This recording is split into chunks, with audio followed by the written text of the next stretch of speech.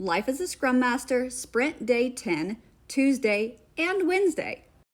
In our 2-week sprint, Tuesday is actually our last full day of development. I have a daily scrum for each of my 2 teams, and at this point, it's the last day of the sprint, so we're really finalizing what's going to be complete by the end of the day versus what will not be. During those sessions, we also confirm what is going to be demoed during the sprint review and who's going to be doing it. By request from the team members as well as stakeholders, we actually started talking about that on Friday and already had a tentative itinerary. So during the Tuesday daily scrum, we're confirming that we're go for those. Because anything could happen. Our environment that we were going to demo could be down, or maybe somebody got sick and that person is no longer available, so we have to figure out who else is going to do it. Then all the confirmed presenters across the whole project then meet for a sprint review prep session. This is a standing placeholder on everybody's calendar, but the people that don't have to present can just decline that invite and not attend. One of the product owners is the one that runs the prep session and the sprint review, and my role in that is to act as a guest and maybe propose questions that stakeholders might ask, and also hype up my team members. Then following lunch, we have a combined sprint review with all of our teams, 5 delivery teams and 1 leadership team. Then one of my teams has their sprint retrospective that afternoon. That team then comes in on Wednesday morning and starts sprint day 1 with sprint planning. My other team has both their sprint retrospective followed by their sprint planning on Wednesday morning.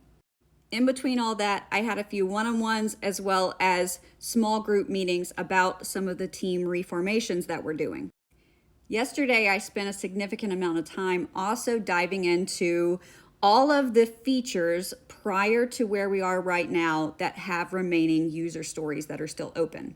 I did a deep dive for both of my teams on how many work items are still open, as well as what is their accumulated story point value compared to my team's historical team velocity and team throughput, to then come up with an estimate of how long it would actually take us to knock out all of those items up to this point. And that is with the assumption that they are in fact all a priority and we do in fact want to knock them all out. Just because we started something doesn't mean we need to complete it, and just because it's on our plan doesn't mean we need to even do it at all. But that's not up for me to decide. That is up for my product owners and the product team to decide. I'm the one to say, this is the information, these are the trends, this is my analysis, do what you want with it. These are conversations that the product team was already having with each other as well as with the Agile coach. I was just informing their conversation.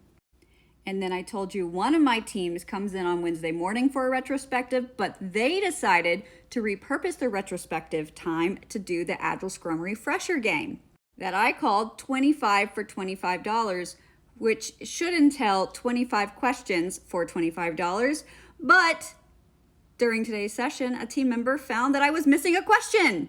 Number 20 was nowhere to be seen. I should give her bonus points. Then today was closing sprints, starting sprints, wrapping up sprint metrics, and following up on some retrospective action items. Even for my team that didn't have a formal retrospective, they bring things up all throughout the sprint. So there were some things that we were already having conversations with, even without having the sit-down session today. And that's actually best practice. You shouldn't have to wait to the sprint retrospective to talk about something that's not going well. And then now, Wednesday evening, teams are off and running with their next sprint day 1.